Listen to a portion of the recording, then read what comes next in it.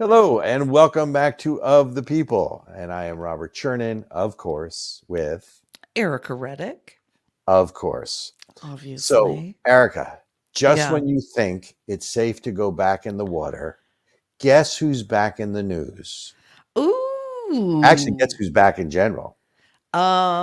Hillary Clinton. You peeked at the notes. Ooh, am So, I right? so Hillary, Who committed so suicide this week? exactly. Yeah, the body count just keeps getting bigger. But actually, so it's presidential politics, and that things are changing. So it's not even the Clintons; it's the Clinton Global Initiative is back in business, Oh, right? They are, oh. and it just so happens that they are having an annual meeting in New York. Can't imagine why. At the same time that the UN General Assembly is meeting, right? So, Okay. and at the same time that George Soros' son Alex is meeting with California Governor Gavin Newsom. Oh, brilliant. So all three of these things are happening at the same time. Oh, Do you so think there's a relationship there? What do you uh think? oh yeah. Absolutely. Well, we know that the global initiative was literally just a fund for campaigning, Slush fund. a way to get funds from foreign countries and foreign agents to Who were help seeking to campaign. curry, well, but they were also seeking to curry influence with what they thought was going to be the future president, a la Joe Biden, Burisma, Mm. Romania, Russia, China. Same thing. Oh, brilliant. And now Gavin Newsom, who is being sort of floated as a potential presidential candidate. Can I say he's being groomed as a presidential Oh, candidate? hey. Probably. Well, and much like the Clintons, he's got low moral standing, low moral values. What's the word for that? He's a moral degenerate. What? Yeah, dude, he screwed his campaign manager's wife. What? Yeah, I think it was his Okay, campaign I missed that one. manager I missed that one. or like his chief of staff. Like, yeah, that dude, speaking of the definition of the word is, that dude had an affair with someone's wife on his staff. So that dude is Okay. low moral character. Let's just say that. Perfect for the Democrats to run for office. That Look, seems to be if their Alex MO.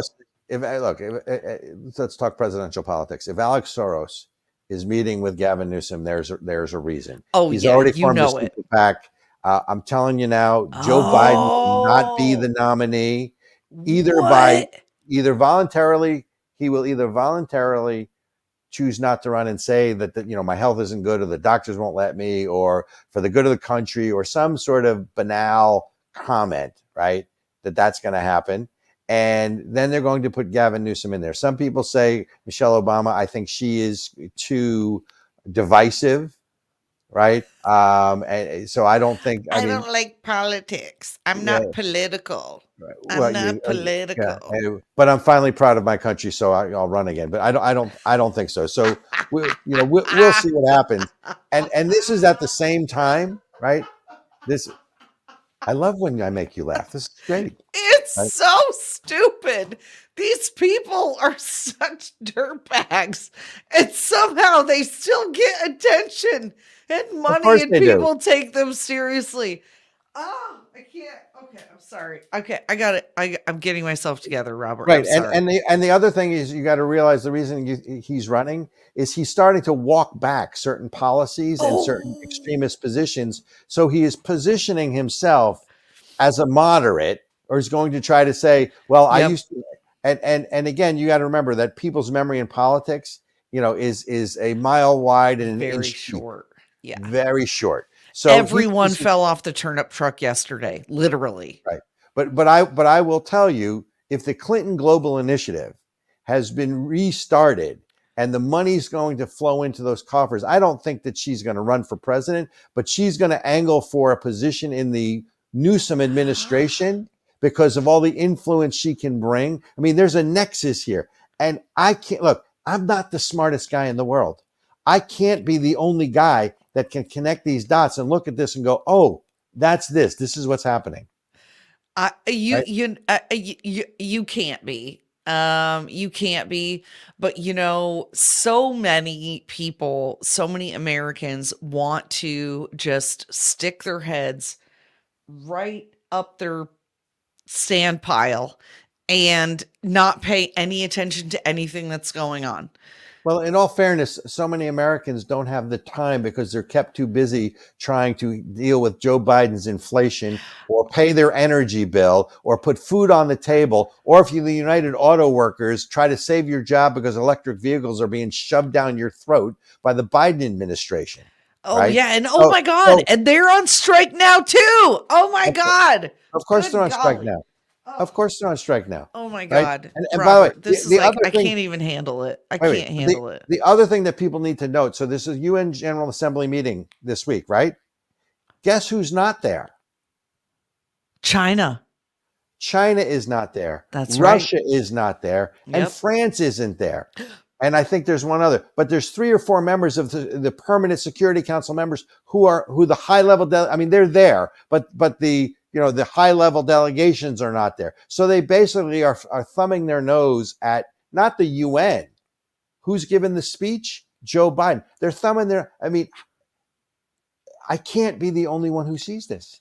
It boggles my mind. So you have Joe Biden talking about the threats to democracy, and because they released the speech ahead of time, what he's going to say, all that stuff, right? And you have the Clintons in town. You have the global initiative that's restarting. They're meeting with Soros is meeting with Newsom. Newsom is moderating his positions, and the big powers at the UN aren't there. What does that tell you? It tells you the fix is in. This is okay, so what do you think, Robert? I am really curious what you think about this. You have been saying this whole time that Joe Biden is not going to be the nominee, right? Absolutely. But the I will whole bet you any amount of money. But the whole Democratic machine is like pushing Joe Biden. They're pushing Kamala Harris as the vice president. The media is really standing behind them, pushing it. Yet we see all of these things stacking up for somebody like a Gavin Newsom to kind of step in. What do you think is going to happen? Do you think they're going to pull, which amendment is it where you can deem the president like unfit 25th. 25th? Do you think they're going to pull one of those? No. Do you think that they're going to impeach him and it's going to be the corruption? Like, how do you think they're going to reposition Gavin Newsom as the candidate? What do you think is going to happen? Okay, it's a good question. First of all, the sure telltale sign that things have turned against Joe Biden is both CNN and I think it was either MSNBC or ABC did an entire show on all the misstatements that Joe Biden has made. Really? Right? A single show. They didn't quite call them lies, but they basically, in lesser terms, pointed all this out. So if the media is now turning on Joe Biden, and the media is the mouthpiece of sort of the progressive Democratic Party, if you will, that means that the jig is up and that the media is, and they're slowly going to turn on Joe Biden. I don't know exactly the form or function it will take, but I could see it playing out in one of several ways. One way is either, they go to him sort of like they went to Richard Nixon and said, you can't run. And if he says I'm going to run, then they're going to threaten him either overtly or covertly with allowing all these corruption charges to go forward, not only against him, but more importantly against his son. And they'll make it that we're going to make sure these charges against your son, Hunter Biden, carry through the next administration where you can't pardon him because you'll no longer be president, right? It could take one of any sort of turns here. But at the end, and look, it could happen at the convention where they have a challenge from the floor. Oh, okay. So this was going to be my next question. Is there a way to appoint a nominee without having a caucus or primary? Yes, you can do it at the convention. You can totally ignore it. At the end of the day, it's all, look, the delegates, the primaries are elected by the delegate. The primaries elect the delegates. The delegates go to the convention. The delegates are obligated in most states to vote for who won the election in their state for the first round only. If some people defect from that, or so they could literally circumvent the entire democratic process of choosing who the Democrat candidate could be. What do you think they're doing in New Hampshire? Wow. So in New Hampshire, oh my gosh. So the Democratic Party, the DNC, the Democratic National Committee, basically came out and said, we want South Carolina to go first. New Hampshire's first in the nation. Even the New Hampshire Democrats said, no, we're going first. There was a deadline of September 1. They've extended the deadline to October 14th for the New Hampshire Democratic Party to come in line with the plan, or they're going to basically de-electorate them, so to speak. They're going to basically prevent their electorates from being seated at the convention, the electors. What? It's all, the jig is up. The system is rigged one way or the other.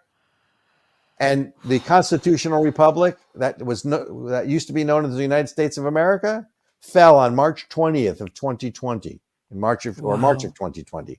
In any event, we are getting a high sign. This is a fun and fast show, and I love if I can make you laugh. Makes my day. Yes, lots of laughter today because you know what? What is it?